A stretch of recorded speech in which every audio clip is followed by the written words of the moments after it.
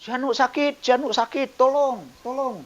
Segera kami keluar melihat dia yang tadinya membunuh ular itu tiba-tiba kejang-kejang.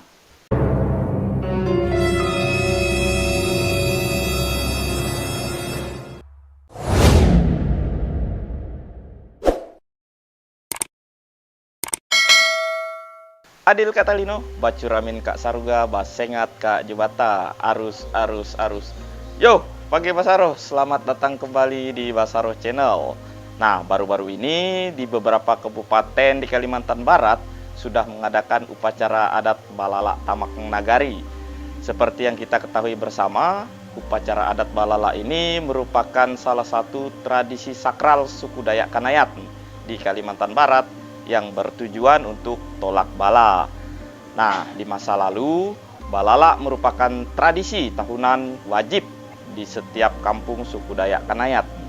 Namun, seiring berjalannya waktu, tradisi ini mulai dilupakan dan hanya menyisakan beberapa kampung saja yang masih rutin mengadakannya. Nah, kemudian ketika tahun lalu, heboh-hebohnya muncul masalah COVID-19 ini, kesadaran untuk melaksanakan kembali tradisi yang bertujuan untuk menolak hal-hal buruk, termasuk penyakit seperti wabah COVID ini, lalu tradisi ini mulai digaungkan lagi. Bahkan, DAD dari 3 kabupaten di Kalbar bersepakat untuk melaksanakan balala serentak yang disebut dengan Balala Tamak Nagari. Ketika balala, ada banyak sekali larangan atau pantangan yang tidak boleh dilanggar oleh masyarakat. Pertanyaannya adalah, apakah generasi-generasi muda Dayak saat ini masih mempercayai tradisi tersebut? Nah, untuk memberi gambaran bahwa tradisi balala bukan tradisi adat yang main-main, di samping saya telah hadir seorang bapak yang memiliki pengalaman langsung menyaksikan akibat dari pelanggaran yang dilakukan seseorang ketika dilaksanakannya tradisi balala. Adil Kak Talino, Bacuramin Kak Saruga, Basengat Kak Jubata. Baik, saya perkenalkan, nama saya Herculanus Tetli. Waktu kecil kami mempunyai satu pengalaman dengan tradisi Lala Tamak. Pada tahun 1979, waktu itu kami masih duduk di bangku SMP kelas 1. Pada saat itu ada satu peristiwa yang kami alami. Demi majunya kehidupan di masyarakat adat menghargai dunia pendidikan. Dalam kondisi balala, dunia pendidikan seperti sekolah di SD dan di SMP, waktu itu belum ada SMA di tempat kami, semua sepakat kalau Lala Tamak tetap harus diperketat. Tetapi untuk pergi ke sekolah, kami tetap diizinkan oleh masyarakat, oleh pemangku adat. Tapi dengan pesannya pada saat balala, nah, seperti yang saat ini mungkin diterangkan, tidak boleh mematahkan atau mengambil dedaunan atau bunga, tidak boleh. Kemudian mandi di sungai juga tidak boleh. Jadi anak sekolah boleh mandi, tapi airnya sudah disiapkan dalam wadah. Kalau mandi di sungai, mungkin kita ribut dan sebagainya. Nah, jadi orang tua masing-masing dalam rumah tangga masing-masing memesan kepada anak-anak tidak boleh melakukan hal-hal yang melanggar adat. Nah, kalau ternyata melanggar adat, maka kita akan dikenakan sanksi adat.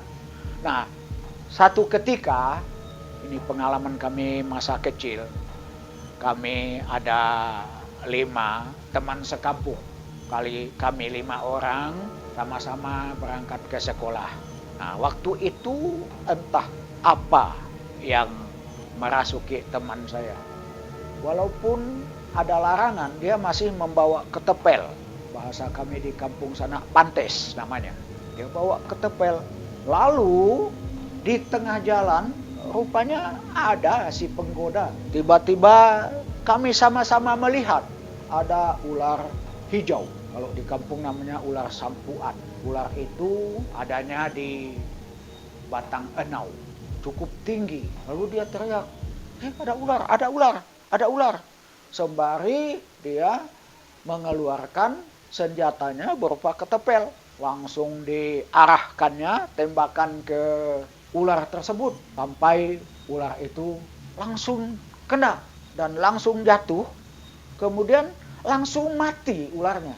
Pendek cerita, kami pun langsung ke sekolah. Pada saat belajar tersebut, tiba-tiba ada yang berseru, si Anu sakit, tolong, tolong. Segera kami keluar, melihat dia yang tadinya membunuh ular itu, tiba-tiba kejang-kejang. Kami ketakutan, luar biasa ketakutan kan. Kami berempat itu langsung berembuk. Dia pun langsung dibawa ke tempat robah tadi untuk dilakukan tindakan berupa tampung. Orang-orang yang menyaksikan itu pun bertanya, apakah dia melakukan sesuatu? Kami semakin ketakutan. Luar biasa ketakutan. Gemetaran, pucat.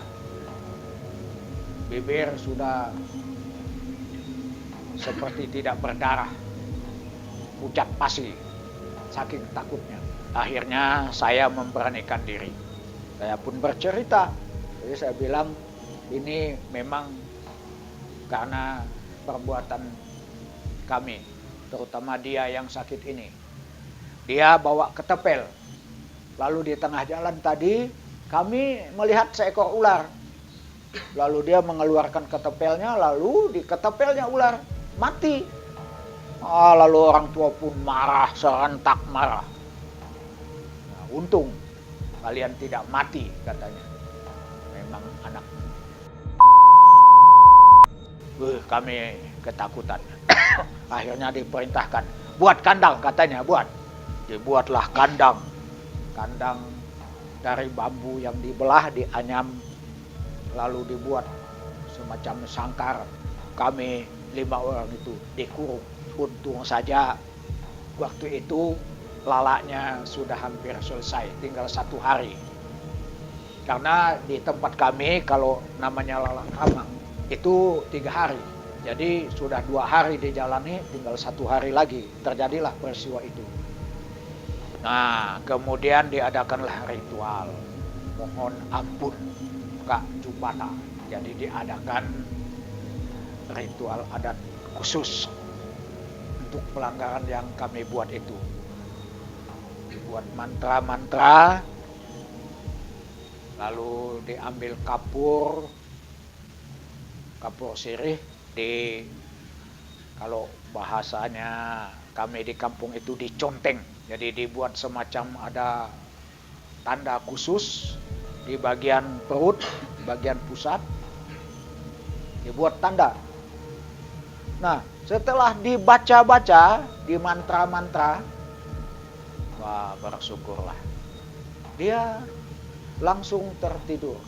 Tidak lagi menggelepar-gelepar, langsung tertidur. Situasi pun mulai tenang. Semua hening. Bahkan hari terakhir masa berpantang itu sepertinya dunia tak berpenghuni.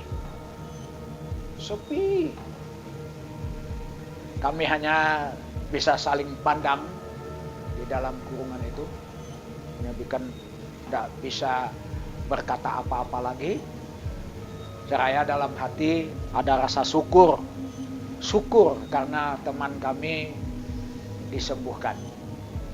Nah, itulah pesan orang tua katanya. Lain kali jangan buat itu. Itulah namanya jukat. Untung ndak mati katanya. Kalian tuh ditetek tamang katanya kan.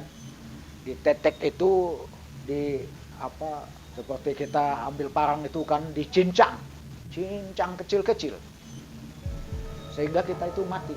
Yang nyincang itu bukan manusia, tapi makhluk halus yang namanya kamang. Itulah yang kami takuti. Jadi pada saat Balala dulu memang sangat dipatuhi.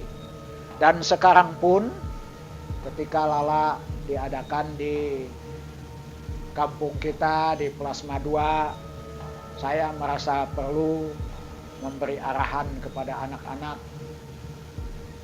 untuk mematuhi acara Lala Nagari yang disebut Lala Tamang untuk menghindari keganasan COVID-19. Jadi saya pesan dengan anak-anak, kita jangan keluar rumah. Dari jam 6 sore tanggal 26 sampai dengan jam 6 sore tanggal 27 Mei yang baru lalu. Jadi itulah sebabnya saya merasa perlu juga untuk menyatakan kepada kalian sebagai generasi muda, janganlah kita menyepelekan adat tradisi ini, karena tujuannya baik. Dan dalam keyakinan kita sebagai umat beragama, kita pantas mensyukuri bahwa adat membawa kita untuk menjadi tertib terhadap seruan pemerintah untuk tetap berada di rumah hanya untuk 1 hari. Dan saya pun pantas memuji masyarakat Plasma 2 karena begitu patuhnya. Pada saat kita Balala memang tidak ada yang berani melanggar. Ini merupakan satu pesan juga kepada generasi muda. Janganlah kita menganggap bahwa hal ini tidak penting karena kita sudah beragama. Agama tidak mengajarkan kepada kita untuk tidak menghargai adat. Apalagi ajaran agama Kristen, baik Protestan maupun Katolik. Di dalam kitab suci kita memang dikatakan oleh Yesus sendiri, aku datang bukan untuk meniadakan hukum Taurat, tapi aku akan menggenapinya. Aku datang untuk menggenapinya. Nah, seperti itu. Semoga ini bermanfaat untuk kaula muda dan menjadi satu hal yang baik diajarkan kepada generasi kita untuk hidup sesuai dengan perintah adat kita. Karena adat bergandengan dengan agama. Terima kasih. Adil Kak Talino, Bacuramin Kak Saruga, Basengat Kak Jubata. Nah, Pak Basaro, demikianlah cerita pengalaman dari Pak Herculanus Stanley ketika ia dan teman-temannya melakukan pelanggaran ketika dalam masa tradisi Balala. Mungkin ada beberapa dari Pak Basaro yang menganggap pengalaman ini hanyalah kebetulan semata. Namun bagi kami tidak ada hal yang kebetulan terjadi di muka bumi ini. Semua pasti ada sebab dan akibatnya. Namun kami juga tidak memaksakan jika Anda tidak mempercayai hal ini. Semuanya dikembalikan kepada pribadi masing-masing. Jika ada Pak Basaro yang memiliki pengalaman serupa atau pernah mendengar cerita dari orang tua mengenai Balala, silahkan untuk berbagi cerita di kolom komentar. Akhir kata, jika Pak Basaro menyukai konten Basaro Channel kali ini, silahkan tekan tombol subscribe. Bagi yang belum, tekan tombol suka, berikan komentar positif, dan bagikan video ini di media sosial masing-masing. Adil Kak Talino, Bacuramin Kak Saruga, Basengat Kak Jubata.